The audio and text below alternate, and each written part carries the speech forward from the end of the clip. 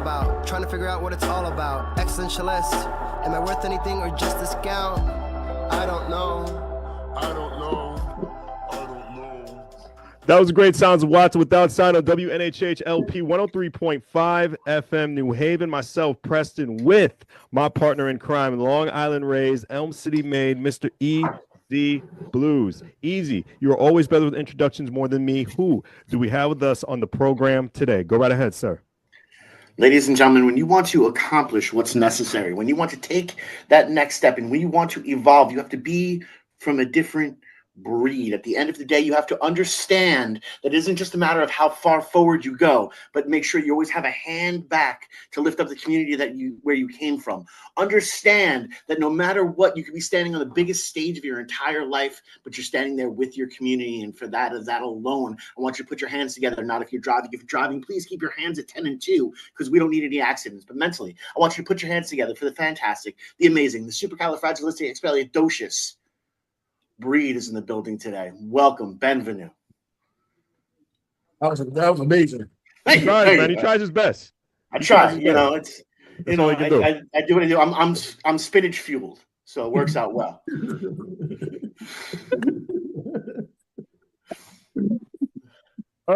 Gentlemen, welcome. It's an honor to have Grammy winners on our program. We appreciate this. We really do.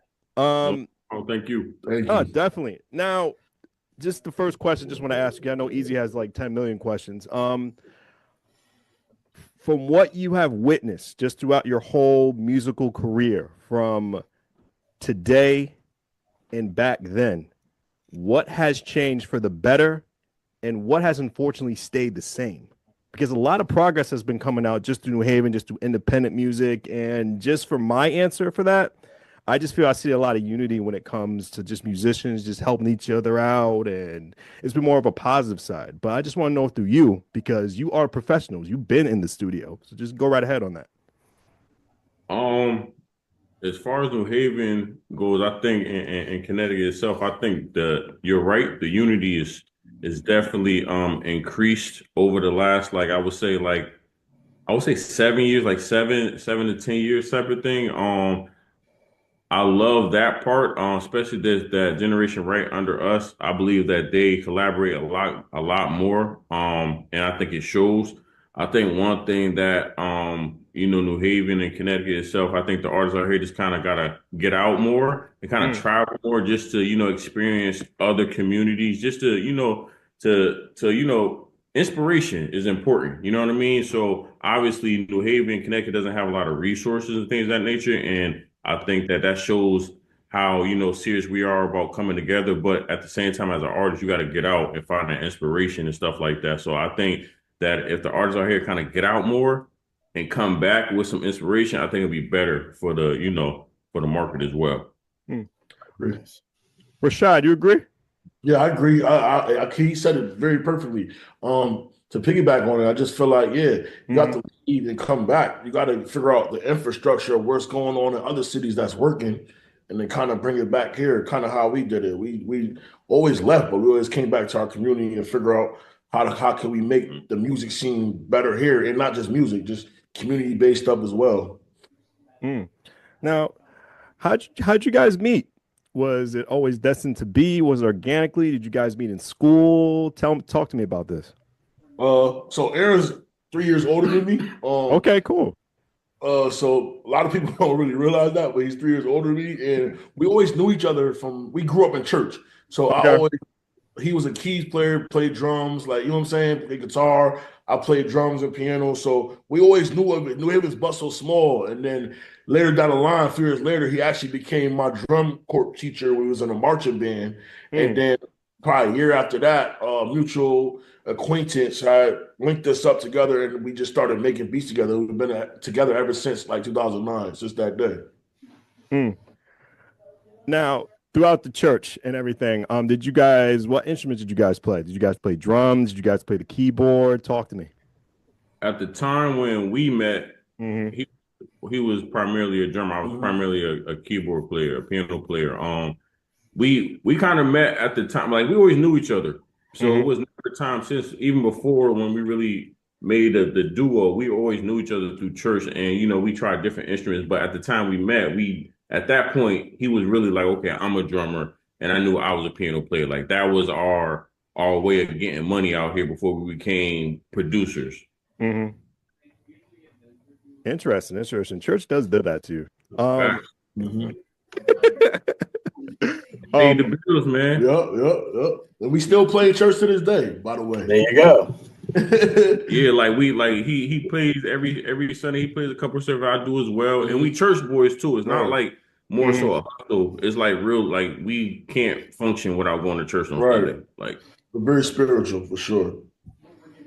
What made you two realize from turning this into a hobby into an actual career that you can do this? What turned on the light switch? What made you believe in yourselves? Great question. I don't think it was a realization. I think it was a decision. Mm-hmm. You know what I mean? We just, it was one of those things. Like we were into it. We already knew we were gifted. It was just about what lane in the arts and music we were going to take. And we just happened to find each other at the same time when we said we wanted to be producers. And we found somebody that could match our ambition. Like I knew he matched my ambitions, and we matched each other's mindset as far as like what the goal was. And it's hard to find that at a young age. At a young age, everybody wants one thing, but we were really young and we knew exactly what we wanted to do. It was the same goal, and we both was nice at what we did. So we were like, "Hey, man, it's better. like let's get it." You feel me? What was the first program? Was it GarageBand? Was it what was that? Fruity Loops? It might be different for you. I don't know. Okay. Me, I think my first beat was made on a motif, I want to say. Me too. Me too. And I used to record it. I used to put it on a recorder and record it and then put it on. I used to do master. It was just I used to figure it out, man. We was on laptop for sure. Right. I kind of went to Reason after that Fruity Loops. Yeah. Then it was like King Logic. Now we back on the Fruity Loops. Just because we talked to different producers in the past, and like everyone has like these great stories, just like we're just producing and just like learning just a different terminology. Like the terminology to me, just as an interviewer, is just very hard. In your opinion, actually, just your professional answer anyway.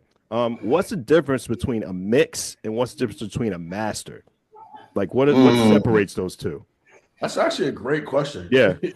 For a general statement, mix is just leveling everything out, making sure nothing's distorted, making sure everything is laid right in within the track, whether it's the drums, whether it's the keyboard, whether it's the vocals, just make sure everything is just leveled out and you can hear everything without distorting or being too loud or too low. A master engineer will receive a 2-track from the mixing engineer, where it's just 1 track of everything, just a bounce out of everything, and he would just literally doctor that 2-track up and just boost everything up as much as he can until it sounds really, really good and loud. Like that's just mastering, period. You know what I'm saying? Making sure everything is just for the radio, making sure it's for the same way it's gonna sound on the radio is the same way it's gonna sound on headphones, the same way it's gonna sound on a Bluetooth speaker. Just making sure it's mastered for all these different type of speaker components.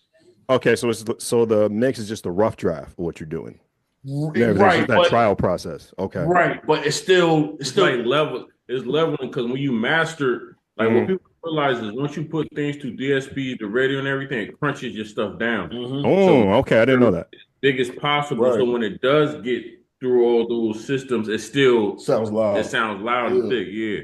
Oh, okay. It's just processing everything in my brain. Now mastering. Now, how do you know that track is good? Because a couple people tell me when you really know music, those first 3 to 4 seconds, a hit, or those first 10 seconds, a hit, or it's not going to go good. Or does it depend on different demographics of who you pitch that song to? Well, for master engineers, they have different levels and different machines and different analog things that they're looking at the meters to basically answer your question. They'll know. But for us, we know when something's distorted, when something's too loud or something. Just know right away, just because we have those ears and we know I might be playing something, but he could be across the room hearing it a whole different way. And strings might, because depending on where you sit at in the room, the levels might be off a little bit. You know what I'm saying? So okay. like you just said to your point though, we could just hear right away if something's too loud or something's not right. Like, Was it hard to actually pitch yourselves back in the day, just starting out? Like, how difficult was that? Because like, there's producers everywhere, like in Connecticut, like New Haven, Bridgeport, Hartford area. Like, how difficult at that time? Because like back in the day, like just before social media and everything was just like exploding the way it is now. How hard it was just to pitch yourselves off, just different producers and different artists, and just like networking with people, just promoting the breed. I think I would say it was hard because we were just so into what we was doing. I got you. Like we literally didn't even. It probably was hard. Now that I'm thinking about it, it probably was challenging. But we were just so excited just to be able to just do what we did every single day. Like for like my son is 14 now. We started like around that same time, a little earlier than that, and every day me and Snaps was together. So. Well, I don't think we really cared about the trials because we was together. It was just one of those like just another challenge. And when we won, it was one. So every day was just fun. Like imagine being able to make music and hang with your best friend every single day. Right. Like you can't beat that. Like you literally cannot beat that in this world. So I don't think it was challenging. I think the biggest thing was just learning the industry, learning the business. Okay.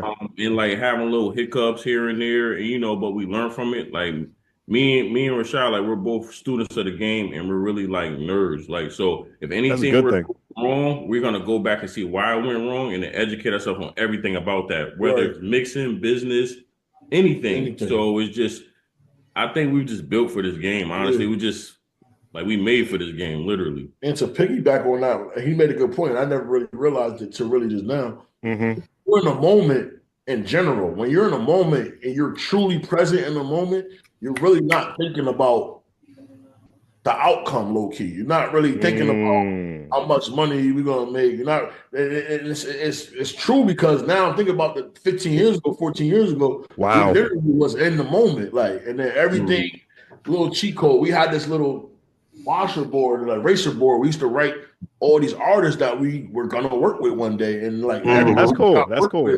Except one, which is Beyonce. But to your question, I don't know. Like as Aaron said, I don't know if it was harder back in the day, but I know it's easier now. I feel like because somebody could send us a DM and it could be a fire piano loop, and we might hear it. Depending on, we get them all the time. We might hear it, and that might be that person's introduction to the music industry. Just that simple, just from a DM or email.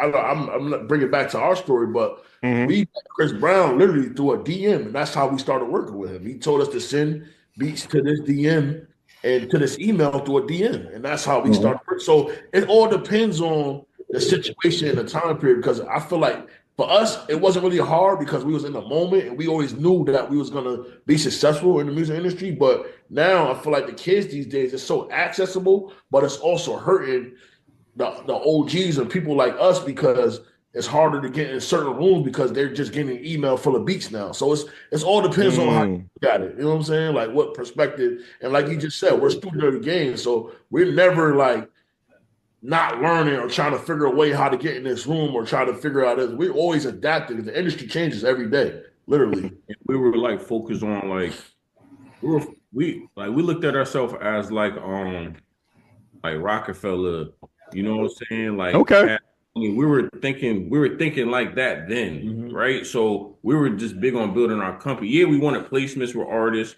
We was worrying about, doing all that, but we were also worrying about building our company this whole time. But so it was kind of hard to worry about if somebody was going to give us a shot. We were just like, if something didn't work, we was going to go another way and figure out another way. So it was like we never were bummed out about nothing.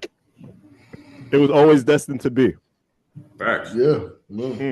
So you never really lost. You had lessons. What was the best lesson you guys ever learned? I remember one time we was working with someone, and they were like our middleman, and we found out that they were basically getting us for like work for hire versus like producers. So we knew we wasn't getting our royalties and everything. We didn't keep that because we was like, we knew we were supposed to get royalties, but we was like, you got to wait some time. But after a while, it wasn't coming. So we went back to the contract. We read the whole contract through, and we found out like, okay, he's like basically he was getting our royalties through his company, and not getting us nothing. He was supposed to pay us out. Mm-hmm. So basically, we ordered him, but we ended up not ordering him. We ended up just cutting the relationship off, and then we getting an even better deal than basically going straight to the source. Mm-hmm. And then we just realized like, okay, about terms and things of that nature. So like another thing that we learned, I won't even say it's a lesson, it's a choice we made early in the game. We never do our publishing. So like when we first got into the game, or I wouldn't say into the game, but when we first partnered, we knew that we didn't want to sell our publishing. So we made that decision, and it helped us tremendously to this day. So a lot of runarounds throughout this. Mm-hmm. Oh, that's crazy. Now, do you put that education into the Breed Academy, just like for these like future perspectives, like going into the same entrepreneurial path as you guys? 100%. I mean, awesome. We don't tell them this is how you're supposed to do it, but this is an option. You know what I mean? Because everybody's life is different, and we want to be really like careful about telling people exactly how to do it, because some people may need to sell some of their publishing because of their situation of their life at the time. You know what I mean? But this is your options. This is your power, because this is your intellectual property. And we try to teach all our students, like, you're the one with the gift. You know what I mean? The company is just the one administering your money and, putting yourself in position, but you're the one creating it. So this is your power and this is your choice. But we definitely tell them our order choices, though. Right. And to add on to that, if you make that choice, this is what's going to happen. If you make that choice down the line, and this is what's going to happen on the other option. If you make this choice, this is what it could look like down the line. And we just tell them our experiences. Favorite celebrity encounter? Favorite or most memorable? We can take both. We can take both. It's fine. We got some time. I know for me personally, I'll tell the story all the time. It was Joe Budden. Joe Budden, okay. Yeah, yes. I remember I don't know if you guys ever heard of Baseline Studios. This is where like Rockefeller, like where he recorded it. That was like their home base studio. This was the last week of Baseline Studios being open. It's probably like 2016, 15, around that time. Yeah. Okay.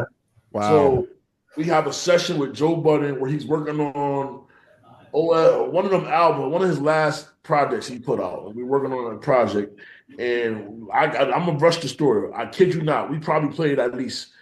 He told us to play beats. We probably played at least 150 beats. I am not like 150 beats. Like, and it got to the point where we we prepared to play these many beats, but we ain't about to just keep sitting here playing all these beats. And he's smoking a whole box of cigarettes back to back to back to back. Like, come on, man, what's going on? He's not paying us no attention. So this is a valuable lesson, though. The valuable lesson is when we really was like, when we leaned on to our musicianship and really like playing live and us playing instruments. We played 150 beats, but the beat that he wanted to do got made right in front of him. And not producers can do that. You know what I'm saying? Like, you got the pack producers, or you got the producers that can perform right in front of you. So we spent 3 hours playing 150 beats where we just stopped playing beats and we just literally, I'm sorry. So it said forget it. And we just made the beat right in front of him. And then that was one of the beats that got put on his project. And that was just a lesson learned. Like, we really could do this for real. Like, you know what I'm saying? Easy. Do you enjoy being a fly on the wall? Oh, I love being a fly on the wall. This is home. This is home for me. I love everything to do with this business. It's incredible to sit and watch and listen. Couple points I want to follow through with, because a lot of the artists that are coming up don't really understand. When you say you haven't given any of your publishing over, what exactly is the publishing, and how can that benefit a younger artist? So your publishing is like your intellectual property. That's like essentially like every time we work with an artist, like say every song that we did with Chris Brown is almost like a piece of property, essentially. Right. You know what I'm saying? So if you sell your publishing, you're basically giving up a big percentage of that property's income every month, every year, every quarter to whoever gave you the upfront money for your publishing deal. So if me and Rashad, if we took $500,000 for, we sold 60% of our publishing, if we made $5 million, the next year, 60% of that now is being owned, no matter what, is being owned by that company because we took the $500,000 upfront money at the time. So we took the option of saying, well, we don't want any money and we'll go through the trenches to keep 100% of our intellectual property, which is, all the placements we have basically. So essentially, it's just about selling your intellectual property for upfront money. If like right now, gratification. Right. And this is a great topic that most artists and most producers and most songwriters locally really don't know about because they don't really know that it's 200% on one song. You got your 100% mechanicals, which is us, producers, songwriters, artists, anybody that had anything written or produced or played something, they'll get that 100%. Then the other 100% is what we're talking about is the actual publishing where we're getting two halves of it. So we're literally we're getting, say, me and YA produced this one record just by ourselves. We're getting 50% of these mechanicals, and then we're getting 50% of the publishing because we own our publishing. So it's like people don't even know the power of that. It's like you saying at least 70% of the industry don't own their publishing. They're in publishing. And it's been like that for a very long time. For one of the most twisted cases that anyone's ever really heard about, like copyright infringement, was when John. This was Fogerty when I didn't say WNHHLP 103.5 FM New Haven, Preston, Easy Blues on New Haven Independent. Go right ahead, Easy. John Fogerty actually got sued for stealing from Clarion's Clearwater Revival, which was actually his band, and he had a song that was very similar to it, but because the record company owned the rights to the original song, the song that was similar that he wrote, same author, he actually got sued and lost in court, had to pay rights on a song that he wrote twice. Yeah, like a lot of sorry to cut you off.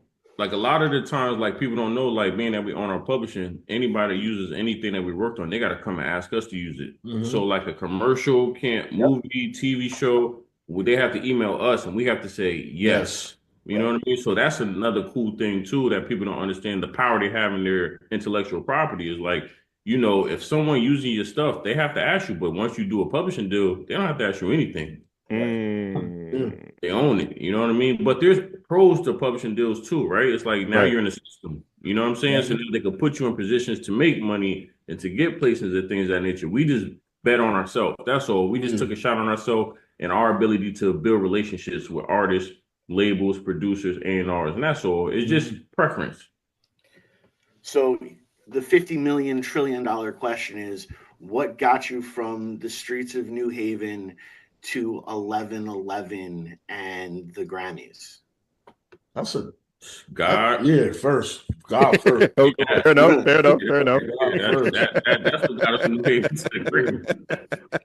And to piggyback after God, it's just a lot of consistency, a lot of perseverance, a lot of hard nights, a lot of driving to New York at 3 a.m. and driving back at 6 a.m. A lot of those nights prepped us to receive this Grammy. Like a lot of following ups, a lot of sending beats to this person every month, a lot of going to LA, not getting nothing done, but just being in the studio, meeting people, but not making music. A lot of it was hard. It wasn't easy. It wasn't easy. So were you guys there? We actually both had the flu. Yeah. Oh man. And it was great that we wasn't there because we were 3 times nominated before this. Well, 2 times nominated before this Grammy. So we're 3 times nominated, won Grammy Award winner. But every time we went to the Grammys, we lost. Right. Oh, so man. every time we went to LA, for the last 3 years, we went to LA and we lost. So this is the time we didn't go and we won, which is okay. That's perfect. That's perfect. And I was gonna say, what is that? Were you guys watching at home or what? And what is the moment like? That's when cool. They're sitting there announcing their award, and a couple seconds goes by, your heart starts beating faster, and faster and faster, and then they say your project, your name. What was the feeling like at that moment? I mean, for me personally, one, I was trying to act like I ain't care. You know what I mean? Like, all right, whatever. You know what I mean? But when when we won, honestly, it's like I felt like I could. First person I called Yeah, was him.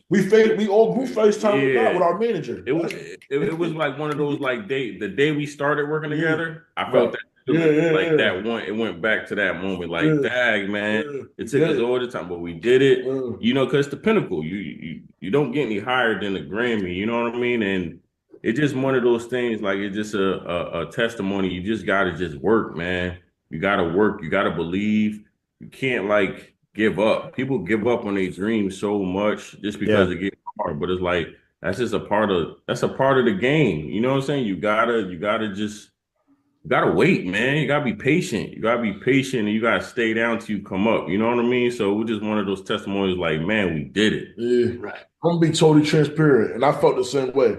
But for me, like 2 days, it didn't really hit me till probably like what we got on Sunday night. It didn't really hit me till like Tuesday, like because remember we were sick around this time, so like it really didn't really hit me till like my phone was just nonstop ringing, nonstop texting for like still to this day. It's just a surreal feeling. It's like this is like the height of a musician or a producer or a songwriter or artist, anybody in the industry. This is the pinnacle of award. This is our Super Bowl, and we got it. You know what I'm saying? Right. So it's just like, wow, like after all this time, we finally got one. You know what I'm saying? Exactly. And now the question is, do you go for the EGOT? Hopefully. Yes, that's what I want to hear. I want to see the Tony Award winning one too. Yeah, right. You know what I'm saying? Get an Oscar, right? You get the Oscar, get the Tony, you get the Emmy. Sky's the limit. Go. And it's possible because we're actually in the TV world now. Like we're doing scores and stuff for certain shows. So there you go. Which shows? There you go. Here's a little secret. Okay. P-Valley. P-Valley. You ever heard of P-Valley? The show P-Valley on Stars? Yes. I don't have Stars. Nah. I do now on Hulu. Okay, gotcha. The famous show is 2 seasons cool. It came out during COVID, and it took off. It took about a 2 or 3 year break, but they're having a season 3 coming out sometime in the year next year, and we're kind of all over the scoring and the soundtrack. Right. What do you look for in an artist? What are the do's and don'ts that you can give away? You know what I'm saying? Right away, tone. Okay. You got to walk in the room. You got to have an aura about you. To us, like the tone is like we're infatuated with tones, like different type of tones, like different. Can't really sound like anybody else, but when it all comes down to it, you just got to have an aura. You got to walk in the room and everybody just looking at you and be like, okay, I don't know what he does, but he does something like that type of stardom. And you got to have ambition. Mm-hmm. You know what I mean? You got to be able to work.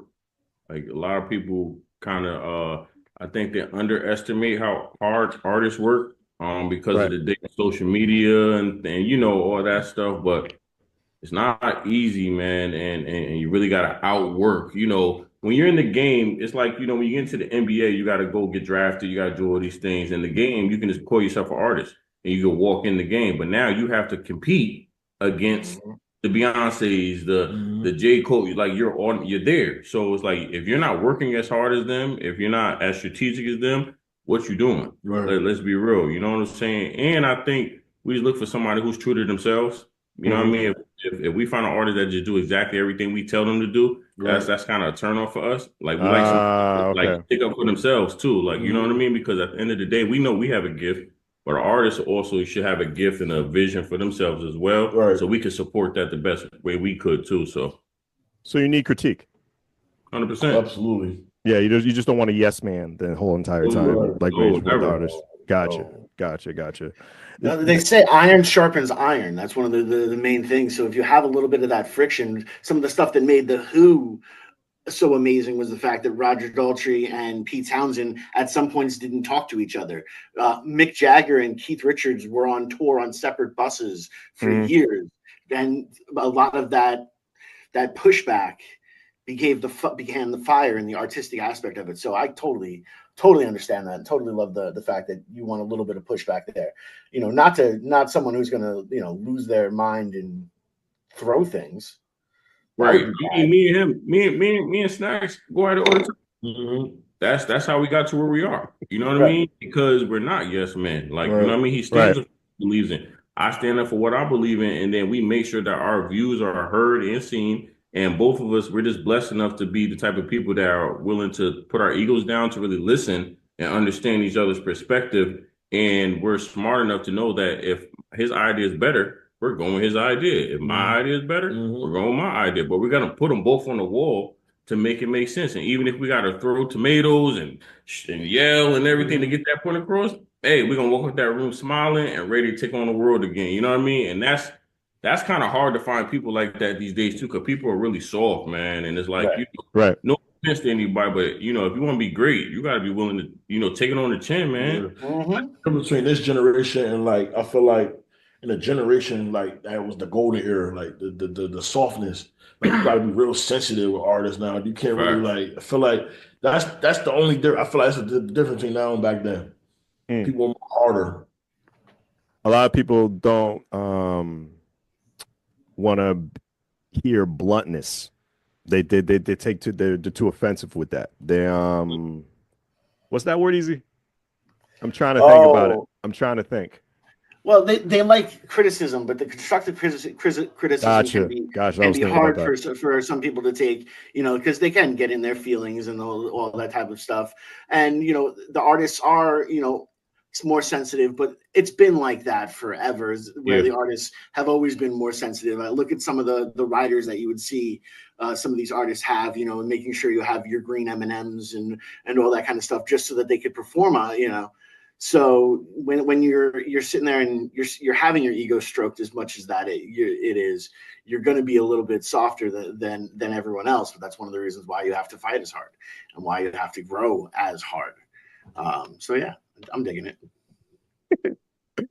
Black Wall Street.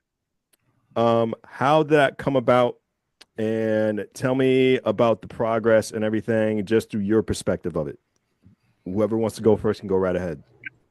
Black Wall Street is our baby, man. That's like, so the funny thing is, a lot of people don't know is like me and Snacks, we always threw events. Like it's like that since we were, 2000, 10, 9, like we always used to do a little stuff in the studio or like at our boys' backyard. We just always been those type of people that just, like I said, we wanted to have our own company. We wanted to have our own brand. So we just always did our own thing. But as we got older, we realized like a lot of our peers and a lot of people in the community also have businesses and things of that nature too. So we were lucky enough to do a partnership with the city of New Haven, a marketing partnership, to help them with one of their departments, which is Department of Arts and Culture. With the previous director was Adrian Jefferson, and she gave us the opportunity to partner with them to market some of their programs that they were doing. And all three of us were sitting together. We were talking about what we were talking about, like businesses don't have resources and things of that nature. So we came with the idea of Black Wall Street Festival, just have a festival where all the businesses come out and just be seen and excuse me, and create some impact. So the first year we did it in Temple Plaza. We had about 36 businesses, about 1,000 people. It was great. It was great. And the next year I came back and was like, yo, we gotta go to the Green Snacks. He was like, word, let's do it. So we went to Adrian, was like, let's go to the Green. She was like, all right, let's talk to the powers that be, the proprietors and all that. And they was like, no, it's a little different. We was like, listen, we don't get the Green, we ain't doing it. Like, we don't want to do it. Yeah. Because our thing is, if we can get 36 businesses like this, imagine how much many businesses really need the opportunity. And we outgrew Temple Plaza. We outgrew it. Yeah. So that second year, I think we had 200 business. Was it 150? I think it was like close to 200, and then was it like 7,000? Yeah, and that's the second year. So we was like, like, you know what I mean? But it was just a testimony of having faith and believing in ourselves. And it was just a blessing to see that we can create something that can have so much impact on, businesses, and not only businesses, but the community, because a lot of people open brick and mortars from, the festival. A lot of people found out about a lot of different businesses that can be as resources to them in their personal life through the festival. And it was just for the actual community to see us all come together like that on that particular day. Last year, we did a whole week. And that was really you already answered my question. Yeah, that's impressive. Yeah, that was like blew our minds, because we were just so happy that so many people just supported, Right. you know, the initiative and what we're trying to build for the community and for the city and state. And honestly, it's just the support is just it's just a blessing, man, just to see that. You know, it's bigger than us. It's more so like the purpose, you know, of the festival and people really supporting it and backing it and things of that nature. So we're just really blessed. Yeah. And Black Wall Street was so powerful because it was more than just the dollar circulating, which was amazing. We had 90-year-olds, 80-year-olds out there that haven't seen people in about 50, 60 years. It was like a big family reunion out there. Like people that they haven't seen each other since about 1973. Good to see you. Like, so it's like Right. it was that camaraderie that was going on the green, and they've never seen that many African Americans on the green like that in years. I don't think they ever seen that before. So it was just a great. Even the last 3 years we did it, was just great because these people, it's created community, not in just New Haven, but it's a statewide thing. The last year turned into a tri-state thing. We had people coming from DC, Baltimore. Yeah, man. So people are traveling and scheduling their summers weekends to come to this event, and that's something huge. And to mind you, we've never had an artist. We never had any like famous, you know, to bring people out. This is just people just supporting the initiative and really believing and respecting the brand. And that's what we're really grateful about. It's like, you know, I think the GDP for 2023 was almost $500,000 in that one day. You know what I mean? In the Black community. So that's not our work. That's the community's work. You know what I'm saying? So it just shows you how much power we have if we just work together. So it's just great to, you know, to be able to create something like that for the community. And to add on, he said it, but one day, imagine if that was every day, or even let alone 4 days in a week. Like that number is just crazy. It's too much for words right there. Yeah, right. It really is. How many people did you turn down? Vendor wise, a lot. After vendors closed, we probably turned down at least. I know we talked about it. Probably like at least close to 80 or 100 people that didn't sign up before the deadline. And we don't turn people down. That's just them being last minute. Exactly. And they just playing, acting like they can get, you know, on last minute because they know us and things of that nature. You know what I mean? We could have had easily 400 businesses. Right. But people just be last minute and stuff with it. So, have you guys had a chance to stop by to one of the events or actually go down there one year? I was there last year just as a spectator, and I had a great time. And it was more just connecting with old friends and just old acquaintances that I haven't seen in like the past like 5, 6, 7 years. That, you know, it's crazy because like New Haven's small and big at the same time because everybody's in their own world and everybody's doing, you know, what they have to do in life. That's how it is when you grow up. And like we just seeing those people and just seeing them doing good. And some people that I knew back then as a child, I didn't even know they had their own business, which was the craziest thing. Which was crazy. It's insane. And I think what you guys did was bigger for the community. This can last generations if done right, year after year after year after year. What can we expect in 2025 for Black Wall Street? What's going to be different? This year we're really focused on the education. Like we're really honing in on, you know, just making sure businesses have the know-how and the resources they need to not only scale their business but sustain it. You know, the festival has a brand now and people trust it and believe in it, and that's great. We want to utilize that to kind of get people to come to these businesses, but we want to make sure the businesses are prepared to, you know, to take advantage of these people that come to their tents during that day, right? And if you do make money that day, what are you doing with that money to make sure that you can sustain yourself or put yourself in a better position for the next 5 days to be prepared to grow, you know, to sustain for generations. So we noticed that a lot of people are making money, but we don't really know if they have the know-how to sustain it or to scale their business or, you know, resources of that nature. So we're really just focusing on the education piece. So we'll be doing master classes leading up to the Black Wall Street this year. That's cool. That's cool. Just to make sure that they're prepared. And we may have some, you know, some surprises on the actual day too. And I really want to give a big shout out to Michael Piscatelli and Mayor Elliker, because without them, this wouldn't happen. Like they have to sign off on all this. So big shout out to them. And the biggest shout out to our partner, Adrian Jefferson. She just got a new job in Atlanta, but she's our like You know what I mean? We heard pit bulls, but she are like she crazy, y'all. She'll get it done. Yeah, she gets it done. She'll get She it gets it done. done. She gets it done for real. It's for the best, though. You know, you always want people to be better for themselves. She believed in us and she gave us a shot. And that's what you can ask for in this life. You know what I mean? Is opportunity. People don't, they underestimate the power and opportunity. You know what I mean? And Adrian, she really saw something in us, and we're grateful for that. Mm-hmm. We're grateful for you on WNHHLP 103.5 FM New Haven. The Breed is with us. Preston, Easy BlueZ, New Haven Independent. Man, oh man, oh man, oh Preston, man, you gotta teach me how to do that. You gotta teach me how to do that. Teach you how to do what? Drops. I don't know if I can teach you. You guys got the academy. You guys got all this stuff. There's only a little bit that I can teach you. So it's an honor for me to teach you something. It really is. So he's smooth with it too. His transitions are flawless, bro. They're flawless. He's always so humble with it. He's like, yeah, it's fine. Nah, dude, your transitions are flawless. Flawless. Oh, I blame all my years of error. That's the key. Those are those things that put you that spot in which you learned, and those are the things that made it better. And you kept yourself in the fight. You kept yourself pushing. You kept being consistent. You're doing all the things that led the Breed to be where they are today. If you really look at it that way. I'm a little bit mad at myself. Why the name the Breed? I should have asked this eons ago.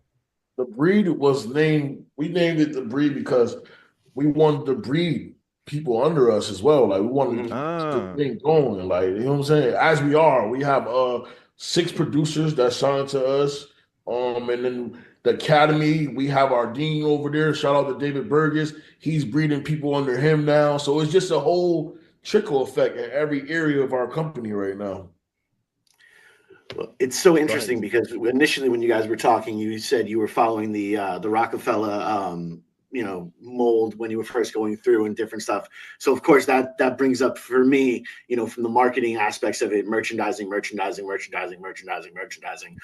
is the Breed headphones coming? When are we going to see the Breed kicks? Like, are these going to be evolutions that are in there? Are we already looking at I know alcohol distribution is very big too. Will we see a Breed vodka?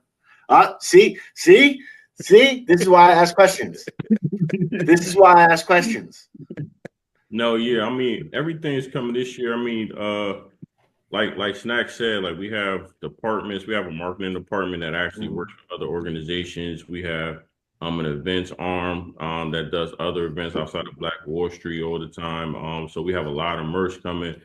We just been honestly just focusing on the last, I would say 5 years, just focusing on internally our team and making sure we give them the support and resources they need to become who they need to be. Now that we're where we are now, it just so happens that it aligned with the Grammy win and everything. But now we're at the point where, we're ready to open back up to the public and go back in the streets because that's where we've always been, but we kind of been quiet because we just been focused on the elevation.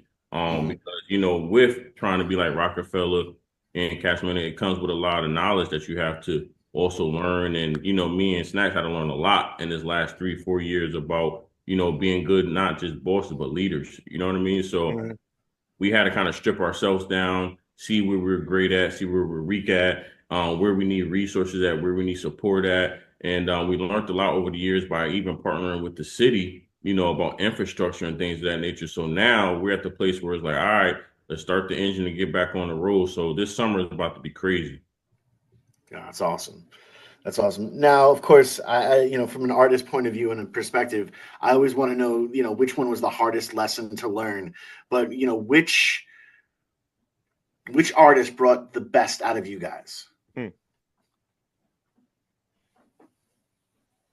I would say Alex. Yeah, we was working with Alex Molly. She's an artist out of New York. And I would say she brought the best out of us because she allowed us to be us. We allowed her to be her, and it was like the perfect marriage. Like it was her and Renee. Renee. What's Renee Pack, right? Renee Rapp. Yeah. She's on the bag. It's the Bad Girls Club. Nah, what's that show? No, not the Bad Girls. Something sex. Sex Ed. Sure. So it's a show, but she's a big artist now. She's our little sis, but those two artists, we work with them from their beginning, from their conception, and it was just really, really fun because they believed in us, we believed in them, and we created something that wasn't already, alive. It was something from the ground up. So that was really, really dope. As a creator, which city was the most influential outside of Connecticut as a creator? Because you guys been a lot of more places. than one? You can get more than one. That's fine. We got I some say time. I ain't gonna. I was gonna say not Atlanta, but definitely Atlanta, LA, Miami for sure. Like Okay. like to work in, those are like the for us. Like really Miami now is like top one for sure. A lot of music in Miami. A lot of Yeah, music in Miami. sure. Never been. A little bit jealous, but a lot of music and a lot of great talent out down there in Miami. The vibes are there. Yep. We only got so much, just little time. Just my last question, just for you guys. As far as the Breed Academy, is it just a Connecticut institution? Like when in due time, the foreseeable future, or probably like 10 years down the route, will we see Breed Academies a little across the U.S.? Is that an idea? Has that been talked about? Not really. We are. I Okay. mean, we definitely would love to go outside of the state, but our personal goal is to really give the resources to Connecticut, That's great. CT, because of the lack of resources. We're definitely into doing like virtual courses and things when the infrastructure is built to that. Okay. But as of right now, our biggest goal is to just create the infrastructure within New Haven and Connecticut as a whole. Only a couple minutes left of the interview. This is the time that we just give, to our guest, any inspirational advice for someone or people, of more than one, who wants to go on a similar path as yours. Please plug anything you got coming up throughout the rest of the year that's coming up events-wise, anything, and your social media. So this time is for you too. Go right ahead. I'll say inspirational wise, just to not quit, just to keep going, even though it might feel like nothing's happening at the moment, no motion is happening. Just keep going. And if you're spiritual, just tap in with God, pray, and just keep going because it definitely gets dark at times. But you got to keep going. You got to keep the faith. You got to be surrounded by people you love that love you, and just keep going. I would say surround yourself. I'll piggyback what Snack said. Surround yourself around people that love you, and surround yourself by people who believe in you. You know what I'm saying? You gotta. It's really tough as a creative to be around people who don't believe in you because we're already insecure as it is. We're going on paths that's never been walked on. So definitely be around people who believe in you, and you just gotta stay focused and have a plan. And plans change, but you always have a plan though. Always have a plan. And be focused on your goals. But that's it. My Instagram is Y_A the Breed. Mine is Rashad, RASHAD, The Breed, and our company is The Breed ENT1, and then our academy is The Breed Academy. And Black Wall Street is EWS Festival. Yep. Nice. Gentlemen, thank you. Thank you very much. Thank you for this you. time. It's been amazing. Been good learning from you Thank you, guys. Rashad, Aaron, thank you so much. Aaron, you weren't named after Aaron Rodgers, were you? I knew that somebody had to say it. I knew it. He has a D in his name, Paul. I don't have Yo, everywhere we go, we'll be in the airport and somebody look at his ID, they'll be like, at least once a day. At least once a day. It's a good conversation starter, though. Yeah. Are you guys a Packers or Packers or Jets fan? Though? Oh, I'm a Steelers fan, so I'm hurting. Okay. I'm hurt every day. Gentlemen, thank you so much. It's been a great conversation. We appreciate this, man. We really do. Thank you so much, fellas. No doubt. WNHHLP 103.5 FM. My name is Preston and my partner in crime, Long Island Rays, Elm City made, Mr. EZ BlueZ. We appreciate everyone. Thank you so much. Thank you.